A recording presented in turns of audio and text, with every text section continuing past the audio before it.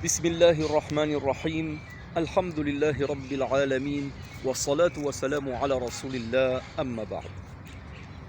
Tengan ustedes un buen día, inshallah. Y hoy me gustaría hablar un poco de historia. Sí, ese tema que me apasiona, que he tratado de investigar.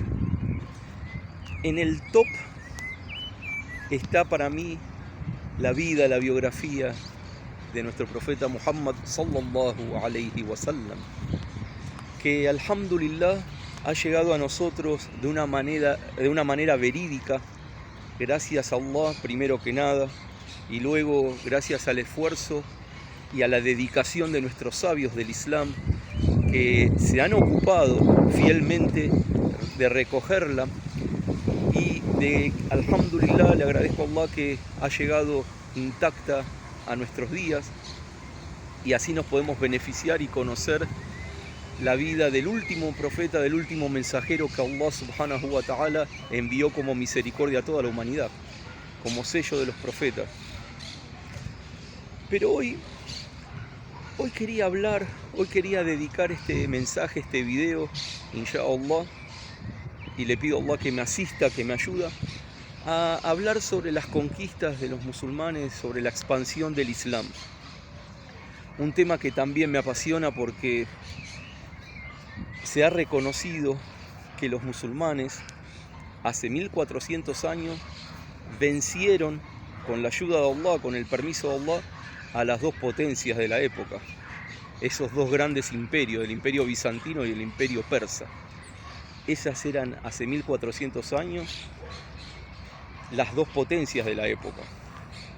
Y estos dos imperios veían a veces con desprecio a los árabes, porque ustedes saben que durante muchísimo tiempo, durante un periodo largo y grande de la historia, los árabes eran conocidos como la nación o la sociedad analfabeta. Pocas personas sabían leer y escribir en la época del advenimiento del profeta Muhammad sallallahu alayhi wa sallam. Después, con el Islam, hubo un proceso de alfabetización muy acelerado y muy extendido, alhamdulillah. Y bueno, entonces, ubiquémonos en el tiempo. Retrocedamos 1400 años. Repito, las dos potencias dominantes eran el imperio bizantino y el imperio persa. Por ejemplo, el imperio bizantino dominaba el norte de África, lo que hoy es Marruecos, Libia, Argelia, Túnez. También el imperio bizantino tenía Palestina, Líbano, Siria, Jordania, Egipto. Y el imperio persa tenía lo que hoy es Irak e Irán. A veces, durante un periodo de tiempo estuvieron en guerra estos dos imperios, y a veces los persas le arrebataban algunas provincias, algunos territorios, mejor dicho, a los bizantinos, y después los bizantinos lo recuperaban. Luego de la muerte del profeta sallallahu alayhi wa sallam, los musulmanes salen a llevar el Islam a donde pudieron. Subhanallah. Y se encontraron, claro, con estos dos imperios que querían impedir la acción de los musulmanes, de transmitir, de hacer llegar la palabra de Allah a esos terrenos que estaban corrompidos y donde donde prevalecía otra creencia. Los persas durante mucho tiempo adoraban al fuego. Luego, con el Islam, obviamente, empezaron a adorar a Allah y a hacer las buenas acciones que el Islam enseña.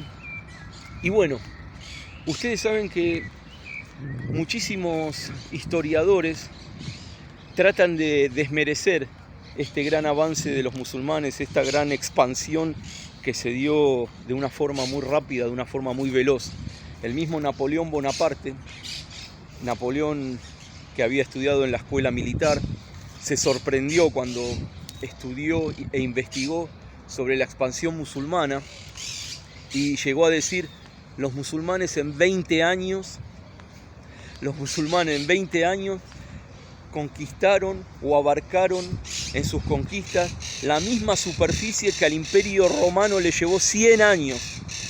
Eso, miren cómo Napoleón resumió esa gran expansión que abarcó tanto territorio en tan poco tiempo. Subhanallah. Para nosotros los musulmanes, que lo vemos desde el aspecto también de la fe, fue todo con la ayuda de Allah subhanahu wa ta'ala. Y en poco tiempo los musulmanes arrebataron esos territorios, pero esto fue para beneficio de esa gente que vivía en esos lugares dominados por los bizantinos y los persas, porque esos dos imperios tenían gobernantes ya muy corruptos y gobernantes que oprimían a la gente de varias maneras. Entre ellas era con el cobro, con el cobro y la recaudación de grandes impuestos, pero para financiar los caprichos de ellos y para que ellos vivan bien.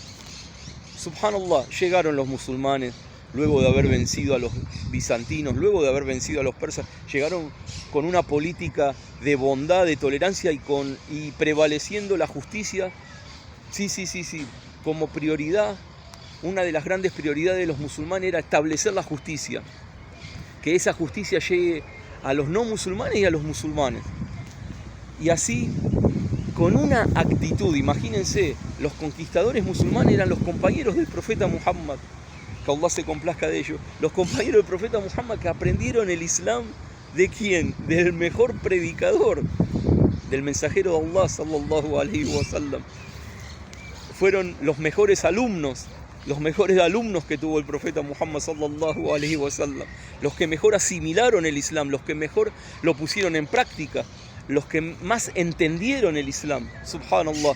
Entonces, volviendo al relato histórico, estas personas que antes estaban gobernadas por la tiranía de los bizantinos y los persas, se sienten liberadas, se sienten beneficiadas gracias a las conquistas musulmanas, gracias a estos compañeros del profeta que se ganaron con esta actitud benevolente y, repito, priorizando la justicia entre sus súbditos, por decirlo de alguna manera, se ganaron los corazones de la gente. Y al poco tiempo muchísima gente aceptó el Islam, ya que el Islam, Allah mandó al profeta Muhammad para toda la humanidad. No es un mensaje que era para los árabes, sino que el Islam es y era para toda la humanidad. Por eso yo lo he dicho en alguna oportunidad, subhanallah, el profeta Muhammad sallallahu alaihi wasallam, en un periodo de su misión, dictó cartas para ser enviadas a los emperadores y reyes y monarcas de aquel entonces. Subhanallah. Pero volviendo al tema de las conquistas, y repito, la verdad es un tema que me apasiona, es un tema que alhamdulillah pude estudiar un poquito, y les agradezco de la buena acogida que tienen algunos de mis videos, y le pido a Allah que me asista, le pido a Allah que sincere mi accionar, que me permita contarme entre los sinceros. Y vamos a avanzar un poco. 80 años luego de la muerte del profeta Muhammad sallallahu alaihi wasallam, 80 años después de su muerte, los musulmanes entran en España. Y acá hay un periodo de prosperidad, de avance, de luz para España y para la humanidad. Se conoce esa región española que se embelleció con las mezquitas, los palacios, los jardines, subhanallah, como el Andalus o Andalucía. Y sí, nada más 80 años después de la muerte del profeta sallallahu alaihi wasallam, los musulmanes en España enaltecieron el saber, enaltecieron la educación, enaltecieron los buenos modales. Subhanallah. Esto para trasladarnos hace 1000 años atrás, en la España musulmana o en Andalucía, había baños públicos, bibliotecas públicas. Sí, subhanallah, era una cuestión de estatus entre la gente, competir, ostentar, a ver quién tenía la mayor cantidad o la mayor colección de libros. Y en el resto de Europa, ¿qué hacían? En el resto de Europa los quemaban vivos a los científicos, por favor. O los libros también que contradecían alguna enseñanza que no le gustaba a la iglesia. Y bueno, y los gobernantes musulmanes destinaban grandes sumas de dinero a la educación, a la investigación. Subhanallah. Pero esto es reconocido por todos los historiadores musulmanes y no musulmanes. Pero 1000 años atrás, baños públicos. En las ciudades más modernas de hoy no hay baños públicos, hasta donde yo sé. Y subhanallah, también tenemos con nosotros una de las cartas que envió el rey de Inglaterra y de otras regiones, ese mismo rey que abarcaba otros reinados, pidiéndole permiso al califa de la época para que sus allegados estudien en Córdoba, Andalucía, y pidiéndolo con unos modales, con una consideración. Pero fíjense, era lo más avanzado en el saber, gracias a lo que contribuyeron los musulmanes. Ese avance, repito, científico, tecnológico, en educación. Y el resto de Europa era oscura, y la España musulmana se destacaba por esos palacios, esas mezquitas, esos jardines, todo colorido, por esas fuentes de agua, por esos sistemas de riego.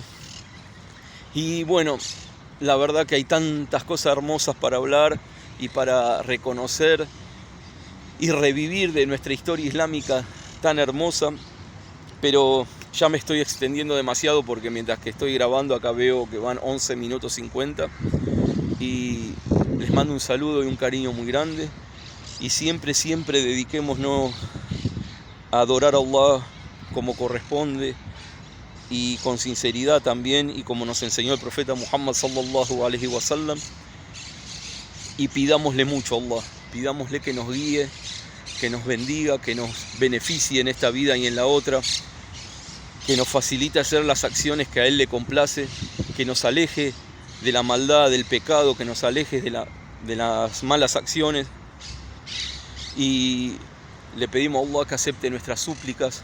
Amin, Allahumma amin, wa salatu wa salamu ala rasulillah.